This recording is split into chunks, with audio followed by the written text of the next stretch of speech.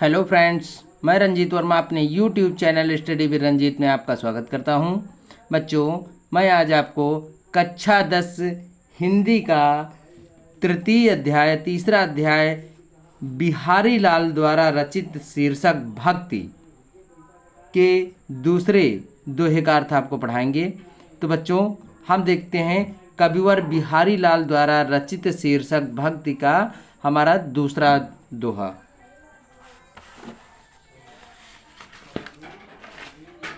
देखिए बच्चों, हमारा जो दोहा दूसरा दोहा है, इसमें कविवर बिहारी लाल जी कहते हैं कि सोहत ओढ़े पीत पटु श्याम सलौने गात मनो नील मणि शैल पर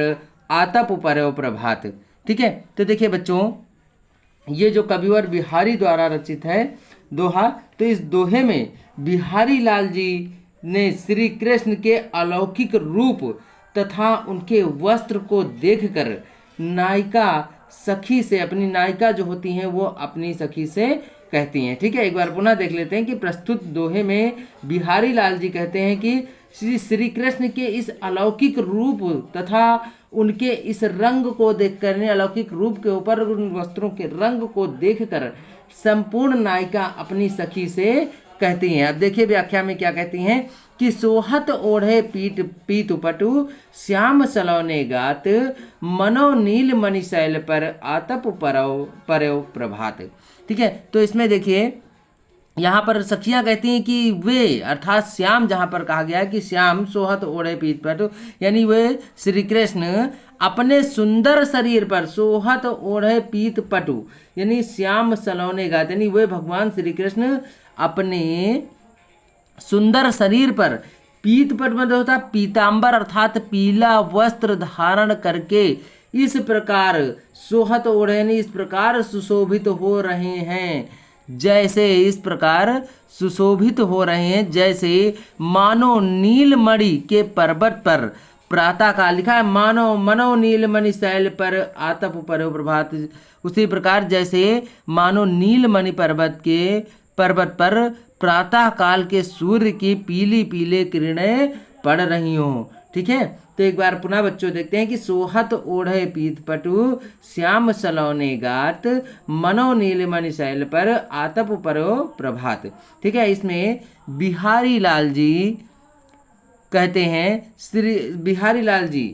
ठीक है, कहते हैं कि इसमें जो श्री कृष्ण का अलौकिक रूप तथा उनके वस्त्र को देखकर नायिका आपस में बातचीत करती हुई कहती हैं, क्या कहती हैं कि वे श्याम अर्थात भगवान श्री कृष्ण अपने सुंदर शरीर पर, सोहत ओढ़े पीत पर तो श्याम सलौने गात, यानी भगवान श्री कृष्ण अपने सुंदर शरीर पर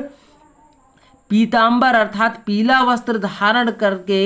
इस प्रकार सुशोभित हो रहे हैं जैसे मानो नीलमणि पर्वत पर प्रातः काल के सूर्य की पीले किरणें पड़ रही हों। ठीक है, तो बच्चों अब देखिए इसका जो काव्यगत सौंदर्य है, तो इसमें श्री कृष्ण के श्याम अर्थात श्याम शरीर में नीलमणियों के पर्वतों को तथा उनके पीले वस्त्रों में प्रातःकालीन धूप को आरोपित किया गया है। ठीक है, इसलिए और इस दोहे में ब्रज भाषा का प्रयोग किया गया है। जो बिहारी लाल जी हैं उन्होंने अपने इस दोहे में ब्रज भाषा का प्रयोग किया है और इसमें श्रृंगार रस का वर्णन किया गया तथा गुण माधुर्य है और अलंकार उत्प्रेक्षा तथा अनुप्रास है तथा छंद ये दोहा है। तो बच्चों, अपने इस वीडियो को हम यहीं विराम देते हैं और कल फिर अपने एक नए वीडियो के साथ फिर उपस्थित होंगे। तब तक के लिए आपसे निवेदन है कि यदि अभी तक आपने हमारे चैनल को सब्सक्राइब नहीं किया है तो सब्सक्राइब करके बेल आइकन दबाना न भूलें, जिससे संपूर्ण वीडियो आप तक पहुंच सकें। धन्यवाद।